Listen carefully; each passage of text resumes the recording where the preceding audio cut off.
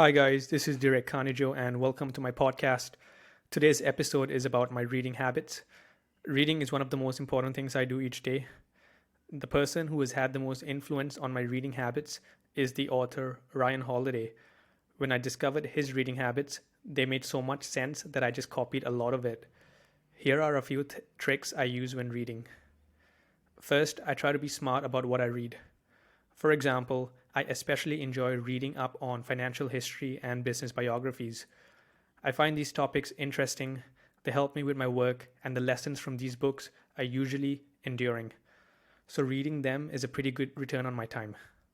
Also, if my friends speak highly of a book, I will check it out as well. Another good way to find books is to look at the bibliography of your favorite books. And if you run down that list, you may find some obscure and interesting titles. Now that I've picked out a book, here's what I do next. I usually go to some place like Wikipedia and ruin the ending. For example, if I'm reading the biography of Steve Jobs, I will start by reading his Wikipedia entry so that I know what to expect because it will help me connect the dots faster when I'm reading the actual biography. When I'm reading, I always read with a pen or pencil in my hand. This allows me to underline and write down my thoughts in the margins. I know some people prefer to write on a separate piece of paper or put sticky notes in the book, and that's awesome. The important thing is that you want to be an active reader as opposed to a passive reader. For example, I will put question marks next to things I don't understand and put stars next to sentences that resonate with me. I do this because it helps me with retention and it makes it easier when I decide to revisit my books in the future.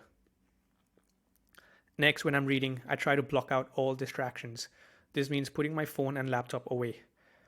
I don't always succeed at this, and it's something that I'm trying to get better at.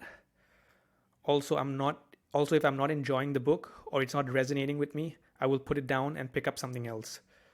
Nassim Taleb said, "You want to be bored with the book as opposed with the act of reading." Once I'm done with the book, I will sometimes type out certain quotes or stories into a separate Word document on my MacBook. For me, the act of typing something out accomplishes two things. First, it reinforces these ideas. Second, it allows me to use Spotlight to quickly search for what I'm looking for when I'm writing an article or putting out another podcast episode. Tiago Forte says, "This is like having a second brain." Furthermore, the really great books deserve to be read multiple times. The author Ryan Holiday said that he has read the book Meditations by Marcus Aurelius over 100 times in 10 years. He calls it senti reading. If you don't want to reread the entire book, you can also choose to reread certain chapters from your favorite books when you need inspiration. For me, reading a good book is like having a conversation with someone who is an expert in their field. And all I have to do is pay $10 for the book to get access to that knowledge. This is an incredible bargain in my opinion. One of the books that I plan on reading this year is the Autobiography of Malcolm X.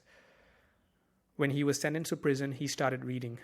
I believe he copied every word in the dictionary. Reading books transformed him into one of the great civil rights leaders. I think it was Harry Truman who said, "Not all readers are leaders, but all leaders are readers." There are many more examples of leaders who are also voracious readers.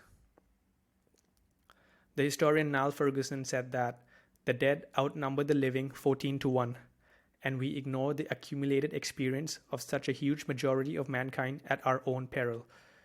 There are nearly 8 billion people in the world today, and there are over 100 billion people who have lived throughout history. So whatever problems or emotions we are going through right now, somebody else has gone through it and written a book about it. All you have to do is go out and find that book. That is all for today. Please like and subscribe. Thank you so much for listening.